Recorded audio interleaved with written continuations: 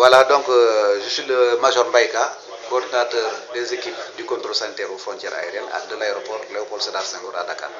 Nous sommes là donc dans le magasin de stockage.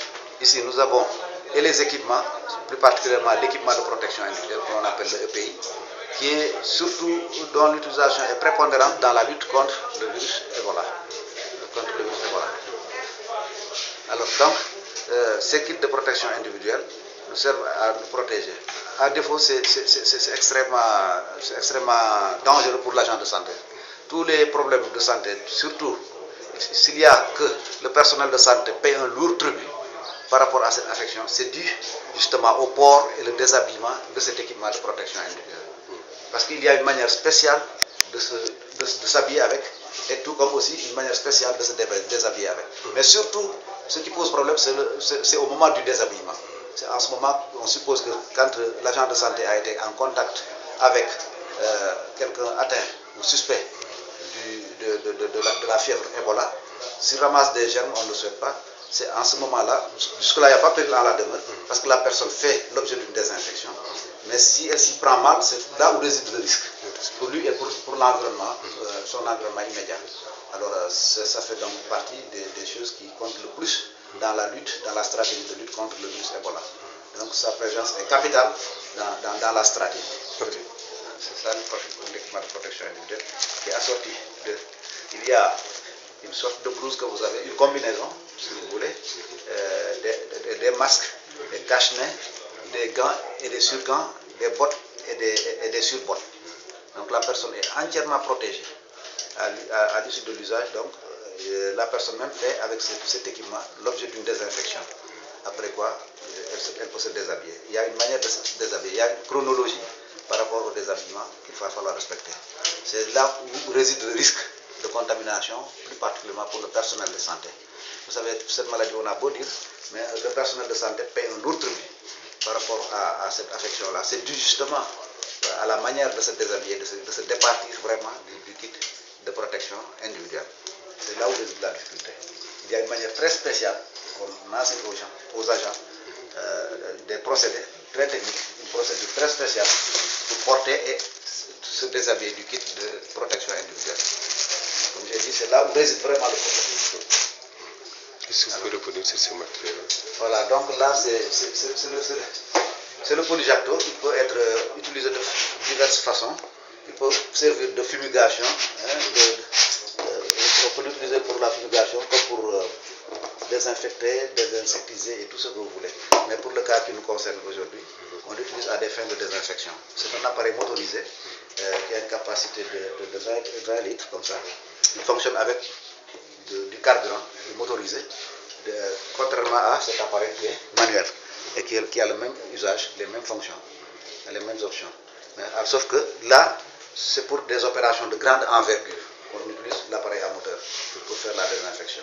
Donc ça nous permet donc d'utiliser des liquides, des produits sous format liquide, comme des produits sous forme de poudre. Alors c'est très pratique. Alors cela facilite donc les opérations de grande envergure, comme la désinfection des aéronefs, les avions. On pourra utiliser ce type d'appareil.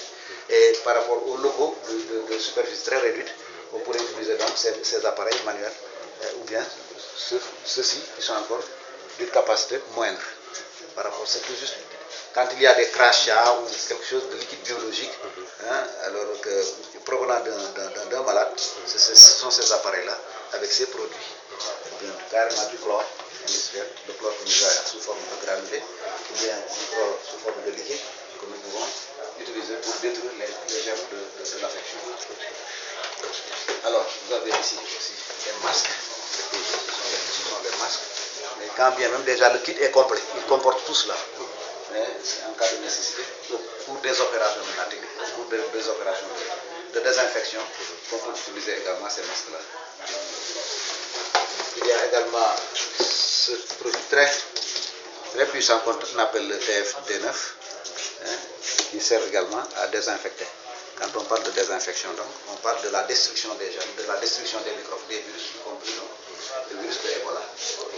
Alors, il y a également, comme j'ai dit tout à l'heure, des appareils qui nous permettent de faire la désinfection avec les équipes du service national de l'hygiène. Nous avons des appareils à moteur, comme on les appelle, ce sont des polyjactos. Il y a des appareils manuels. Il y a de moyenne taille, d'une capacité de 20 litres, et d'autres qui sont là, qui sont d'une capacité de 1 litre. On les utilise en fonction des superficies, de l'usage qu'on voudrait en faire. Pour les petites superficies, je crois qu'on peut se suffire des appareils manuels. Autrement, comme par exemple la désinfection des aéronefs, des avions particulièrement, nous utilisons les appareils à moteur qui comportent une lance. Cette lance-là permet justement de diffuser les produits techniques à une grande échelle et sur de grandes superficies sans bouffer, de façon très efficace et de façon très efficiente. Alors, il y a également des bottes. Il y a des bottes. Malgré qu'il y a l'équipement de protection individuelle, le kit comporte des bottes déjà, des surbottes. Vous pouvez mettre vos bottes et ensuite mettre vos surbottes. Il y a les lunettes, comme vous les voyez ici. Il y a une sorte de cache-nez, de masque. Des gants et des surgants. Il y a 2 paires de gants dans cet équipement-là. Il y a énormément de choses vraiment pour prévenir la personne. C'est tout à fait hermétique. Tout ceci est tout à fait hermétique. C'est pourquoi le port ne saurait perdurer. Pour 1 heure de temps à 2 heures de temps, maxi, la personne doit se départir de cet équipement-là, de ce trousseau-là. Parce qu'il doit faire très chaud dans cette zone. Il doit faire l'objet d'une désinfection et d'une destruction systématique de façon très indiquée. Il y a une prise en charge de cet équipement. Donc on enseigne aux agents qui savent le faire parce que c'est à ce niveau qu'il y a des risques à gérer pour la contamination. Alors, il y a vraiment tout l'équipement qui est là. Et ensuite, il y a un deuxième magasin pour que de façon très rapide, on puisse avoir mobilisé les ressources dont on a besoin pour aller dans l'avion. Maintenant, si à ce niveau, il y a une diminution des ressources, nous venons les rechercher ici et nous les remettons à disposition. Ok, merci.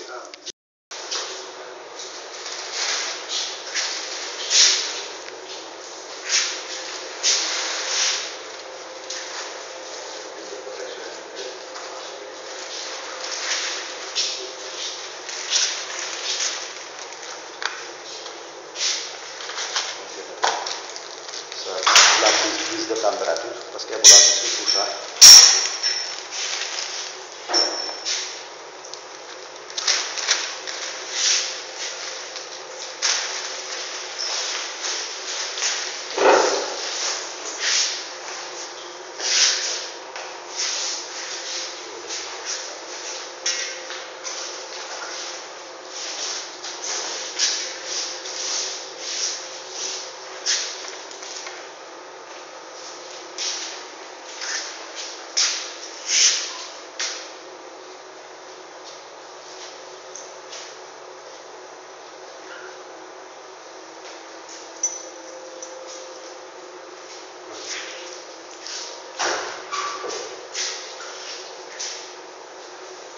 Voilà, ici donc c'est la salle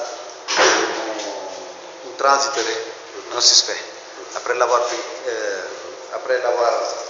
évacué au niveau de la bâche, à la descente de l'avion, si la personne est suspecte, c'est ici qu'on l'amène.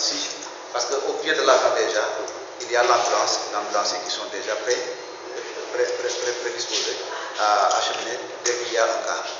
Alors, mais si par extraordinaire on achemine un cas et que un autre survenait, c'est ici qu'on l'amène. On le prend en charge ici en attendant que l'ambulancier vienne le chercher, faire le tour, vienne le chercher. Alors donc là, c'est un lieu qui a une capacité de 4 personnes. Vous avez 2 ici, nous avons une autre salle là-bas de l'autre côté que nous avons visité tout à l'heure. Alors, vous avez vu, là également, il y a tout l'équipement qui est assorti. C'est un package complet pour prendre en charge ces cas-ci. Donc, il y a le perfuseur, il y a l'appareil mobilisateur pour désinfecter la personne. Il y a cet appareil-là pour prendre la température à partir de l'oreille. Ça, c'est le kit EPI, le kit de protection individuelle encore. Et ça, c'est le masque. Et ça, c'est de l'alcogel, c'est pour se désinfecter les mains. Et ça, c'est le masque, comme vous voyez ici. Et ça, c'est le thermomètre. C'est le thermomètre électronique que vous avez ici. Donc, tout est là pour prendre en charge cette question-là, compte tenu également du magasin qui est à proximité.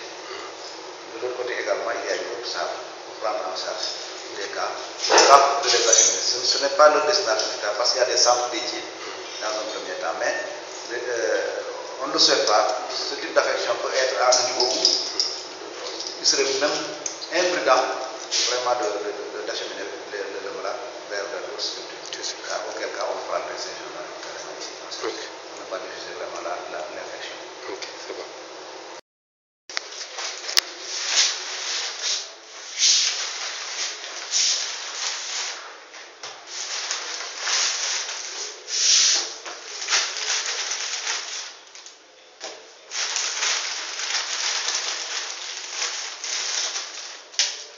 Ce sont les mêmes produits.